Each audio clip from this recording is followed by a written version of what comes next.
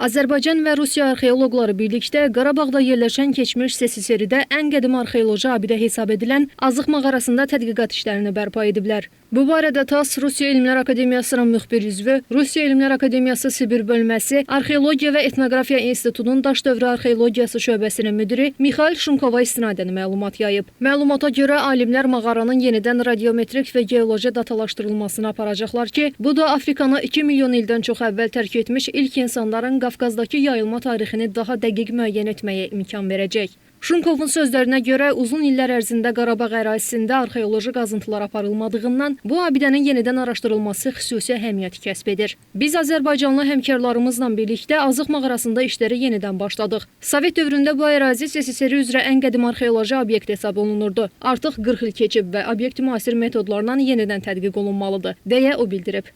Azərbaycan Milli Elmlər Akademiyasının Arxeologiya və Antropologiya İnstitutundan APA'nın sorğusuna cavab olaraq bildirilib ki, Xocavənd rayonunda Azıq və Tağlar abidələrində Almaniya, Yaponiya və Danimarka elmi mərkəzləri ilə bağlanmış memorandumlara uyğun müştərək beynəlxalq ekspedisiyalar fəaliyyət göstərir. Danimarka Arxeoloji qrupu tərəfindən öz sıralarına Novosibirsk şəhərində yerləşən Rusiya Elmlər Akademiyası Sibir şöbəsinin Arxeologiya və Etnografiya İnstitutunun 2 elmi əməkdaşı cəlb edilib, deyə məlumatda bildirilib. Qeyd olunub ki, Qarabağ və Şərqi Zəngəzur iqtisadi zonası ərazisində, xüsusilə də Azıq və Tağlar abidələrində müştərək tədqiqatlar barədə Rusiya Federasiyasının hər hansı elmi mərkəzi ilə birgə tədqiqatların aparılması barədə hər hansı birbaşa müqavilə layihə mövcud deyil.